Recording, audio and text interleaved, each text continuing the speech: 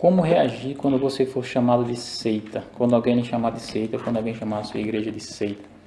Nós sabemos que hoje cada vez mais o mundo evangélico é um mundo prosélito. Cada vez mais as pessoas estão arraigadas aos seus dogmas, às suas teorias, e as pessoas estão cada vez também mais preconceituosas. Elas simplesmente não toleram você que pensa diferente. A sociedade permite, ou seja, as leis do governo permitem você ter liberdade de crença. Mas já no meio da própria religião, algumas religiões não toleram outras religiões. Elas simplesmente lhe banem.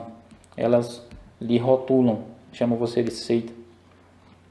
Alguns chegam até a proibir que membros de algumas denominações se juntem com outras igrejas a quem eles denominam de seita. E isso, na verdade, é algo que Jesus nos recomenda a fugir desse fermento que é provocado pelo mundo religioso. Na época de Cristo eram os fariseus que provocavam aquele proselitismo. E hoje em dia nós vemos que são as próprias religiões evangélicas que alimentam esse proselitismo e esse fermento que mais prejudica do que beneficia a obra de Deus. Porque você é uma pessoa livre, você tem vontade própria, você tem livre-arbítrio e você pode simplesmente conhecer a verdade por si mesmo e não ficar sujeito ao que as pessoas impõem que você deve aprender. Eu sou muito ligado a isso, a liberdade de você procurar descobrir a verdade por si mesmo. Você deve simplesmente orar a Deus e pedir a Deus: Senhor, que o Senhor me revele a verdade através da Tua palavra. Que o Senhor me ajude a me desvencilhar de todas as minhas opiniões, de todas as ideologias que existem no mundo e que de certa forma nos afetam. Para que a gente compreenda a verdade, primeiro a gente precisa se esvaziar de tudo isso. E Deus nos revela através da Sua palavra. Mas finalmente, como é que eu e você devemos reagir quando alguém nos chamar de seita? Então a primeira coisa que a gente devemos fazer é simplesmente nos alegrar. Ou seja, nós não devemos brigar, não devemos criticar isso, não devemos procurar nem nos defender para isso. Porque isso, da perspectiva bíblica, é um elogio. É, de certa forma, uma injúria. Porque seita não se aplica a esse caso. Nós não estamos ensinando coisas que são contra a moral e a ordem. Nós estamos simplesmente usando a liberdade de consciência para estudar a palavra de Deus e descobrir as verdades que tem nela mesmo. Se você vai ver, é exatamente o mesmo motivo pelo qual as pessoas foram chamadas de seita na Bíblia. O apóstolo Paulo, no livro de Atos no capítulo 24, e no verso 14, Atos no capítulo 24, no verso 14, ele fala que no caminho a que eles chamam seita, assim eu sirvo ao Deus de nossos pais, acreditando em todas as coisas que estejam de acordo com a lei e nos escritos dos profetas. Então Paulo ele foi chamado de seita, mas por que ele foi? Porque ele estava seguindo a palavra de Deus e as pessoas já tinham se afastado tanto da palavra de Deus que estavam ensinando dogmas humanos. Então é o mesmo motivo hoje em dia.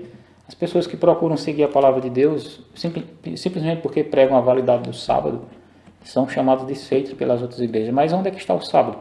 Está na palavra de Deus, desde o princípio. O caminho que eles chamam seita, na verdade, é o caminho que está desde o princípio apresentado na Bíblia. Então você deve se estranhar com isso, você deve se revoltar com isso, nunca. Você deve simplesmente se alegrar, como eu falei aqui, que foi a recomendação que Jesus nos fez em Mateus, no capítulo 5, aqui no verso 11. Capítulo 5, verso 11. Bem-aventurados sois quando por minha causa vos injuriarem, vos perseguirem, mentindo, disserem todo mal contra vós. Regozijai-vos e exultai, porque é grande o vosso galardão no céu, porque assim perseguiram aos profetas que viveram antes de vós. Então, se você é uma pessoa que tem sido chamada de seita em alguns ciclos aí de convívio social, isso considere como um privilégio. É um sinal de que você está no caminho certo. Na verdade, você deveria se incomodar, e eu acredito que isso é uma grande razão para se incomodar mesmo, é quando ninguém percebe nada de mal em você. Não percebe, não nada de mal, mas não percebe nada de transformador na sua vida. Então, se você está sendo visto como seita, é um sinal de que o seu testemunho está revelando, está transmitindo uma mensagem que está incomodando as pessoas. E, de certa forma, a mensagem da palavra de Deus incomoda algumas pessoas, assim como a mensagem dos profetas incomodaram muitas pessoas no Antigo Testamento, e foi exatamente por esse motivo que grande parte deles eram odiados. pelos seus contemporâneos. E foi exatamente o mesmo motivo que Cristo apresentou aqui. Da mesma maneira que eles perseguiram, injuriaram os profetas, também injuriaram a voz em cada tempo. Na época dos discípulos, eles enfrentaram essas injúrias, enfrentaram essa perseguição. E também no nosso tempo, o fato de eu e vocês sermos chamados de seita por uma classe ou outra de cristãos, ou de algumas religiões evangélicas, eu acredito que é apenas o começo. É o começo do preconceito que existe.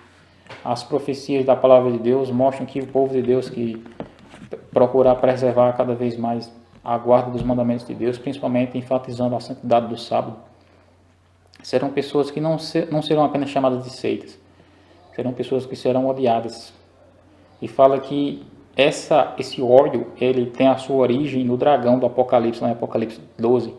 Fala que irou-se o dragão e foi perseguir o restante da semente da mulher, que é exatamente aqueles que guardam os mandamentos de Deus e têm o testemunho de Jesus. E é exatamente por esse motivo que existe esse preconceito, essa perseguição, e que eu e você não devemos estranhar. Na verdade, nós devemos nos alegrar por considerar esse privilégio. Outra coisa que nós não devemos fazer é ficar debatendo com pessoas que não têm objetivo de aprender. São pessoas que querem apenas atacar, criticar. Aqui no livro de Tito, o livro de Tito ele fica antes do livro de Hebreus. No livro de Tito, no capítulo 3, no verso 9, o apóstolo Paulo nos recomenda: evite discussões insensatas, genealogias, contendas e debates sobre a lei, porque não têm utilidade e são fúteis. Evita o homem faccioso depois de admoestá-lo primeira e segunda vez. Pois sabeis que tal pessoa está pervertida e vive pecando, e por si mesmo está condenada.